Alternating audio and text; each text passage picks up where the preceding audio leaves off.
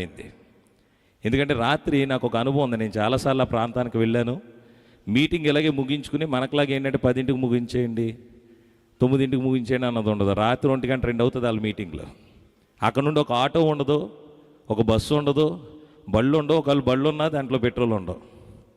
అలాంటి పరిచర్య చేస్తున్నారు అయ్యగారు. ఒక బండి ఇచ్చారు, బండి ప్యాచీ పడిపోయింది. ఆ ప్యాచీ పడిపోతే ఆ సేవకుల దగ్గరికి మళ్ళీ నేను ఇంకో బండి వేసుకెళ్ళిన తర్వాత అక్కడ నుండి వాళ్ళని పంపించి ఆ ప్యాచ్ బండి మీద నేను వెళ్తున్నాను. మధ్యలో ఆపారు అధికారులు. ఎక్కడి నుండి అంటే బైనపల్లి నుండి అంటే వెళ్ళిపోండి అన్నారు. ఇంకా మరో మాట లేదు. అప్పుడు అర్థమైంది ఎంత కఠినమైన ప్రజల మధ్యన ఆయన సేవ చేస్తున్నారు. అక్కడ ప్రజలు ఉంటారండి, అసలు వాళ్ళకి ఒక మాట అన్న మనం చెప్పేది అర్థమవుతుందో లేదో అనుకుంటా. అలాంటి ప్రజల మధ్యన రాత్రి పగలు కన్నీరు కారుస్తా. నాకు తెలిసి ఆయనకి 9 సార్లు టైఫాయిడ్ వచ్చింది, లివర్ కంప్లైంట్ వచ్చింది, మనిషి బ్రతుకుతాడా లేదన్న పరిస్థితి వచ్చింది.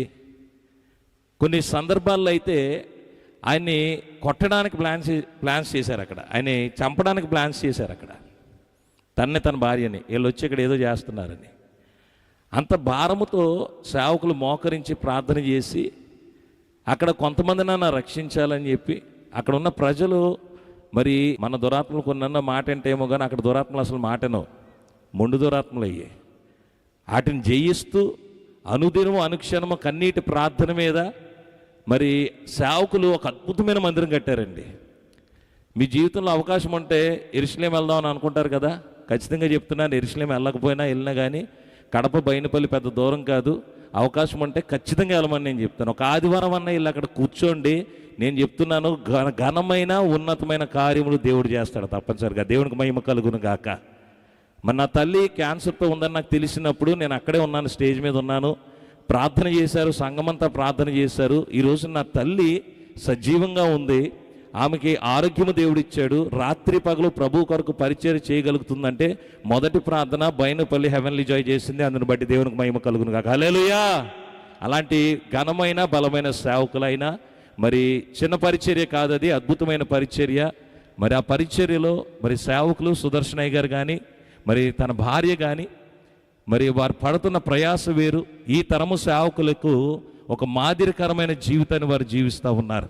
అభిషేకంతో కూడిన దైవ పరిచర్య, వారి ప్రార్థనలు బట్టి అనేకులు దీవించబడ్డారు. వారి యొక్క కన్నీటిని బట్టి అనేకులు స్వస్థపడ్డారు. మరి వారి వాక్య పరిచర్య కానీ వారి పాటలు ఎన్నో యూట్యూబ్లో ఎన్నో లక్షల మందిని ఆదరించాయి. వారి సాక్ష్యము ఎంతోమందిని ఆదరించింది. వారి వాక్య పరిచర్య ద్వారా కొన్ని వేల మంది మరి రక్షణలోకి వచ్చారు. అందుని బట్టి దేవునికి మహిమ కలుగును గాక. హల్లెలూయా. ఇంత గనులైన సేవకులైనా మరి ఆయన నిలబడితే ఇంచుమించు రాత్రంతా మాట్లాడగలరు. ఆయన రాత్రంతా ఆయన పాడగలరు కూడా. ఆయన ప్రయాణం విరామం లేకుండా ప్రయాణం చేస్తున్నారు. మళ్ళీ ఈ రోజు అవుతుంది, రేపు ప్రయాణం వెళ్ళిపోతారు. ఆ తర్వాత అక్కడ నుండి మళ్ళీ ప్రయాణాలు. అసలు ఆయనే అంత ప్రయాణంలో వచ్చి అంత ఉద్యోగంగా మన మధ్యన కూర్చున్నప్పుడు మన అలాగ ఉండాలి, సంతోషంగా ఉండాలి వద్దా? ఈరోజు నాకు నా ఆత్మలు ఖచ్చితంగా బలపడతాయి, ఆశీర్వదింపబడతారు. ఇక్కడికి వచ్చిన ప్రతి ఒక్కరికి విడుదల కలుగును గాక. మరి అందరం కూడా లేచి నిలబడి దైవ సేవకులను మరి ఆరాధన కొరకు వర్తమానము కొరకు మరి గట్టిగా చప్పట్లు కొడుతూ వారిని ప్రేమతో ఆహ్వానిద్దాం. సేవకులందరూ కూడా ప్రభు నామమున నా శుభాలు తెలియజేస్తాం.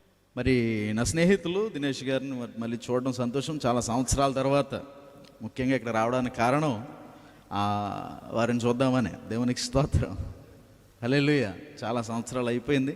ప్రభు కృపను బట్టి ఇటుగా మళ్ళీ కలుసుకోవడం ఎంతో సంతోషం. వారికి నా మీద ఉన్న ప్రేమను బట్టి చాలా ఎక్కువగానే నా గురించి పరిచయం చేశారు. మరి వారికి ఉన్న ప్రేమ అలాంటిది. నిజానికి వేదికను అలంకరించిన మరి ఏ దైవజనుల పరిచర్య వారి యొక్క అనుభవాలతో నేను ఏమాత్రం సరిపోనని మనస్ఫూర్తిగా నేను తగ్గించుకుంటూ మరి ముందు కొనసాగుతున్నాను. దేవునికి అందరూ చూస్తున్నాను, సంతోషం. సరే, ఈ రాత్రి దేవుడు మాకు సహాయం చేస్తాడని ఆశపడి వచ్చామన్న వాళ్ళ చేతుల పైకెత్తండి. సరే, నిజంగా ఒక ప్రశ్న అడుగుతాను, చెప్పండి.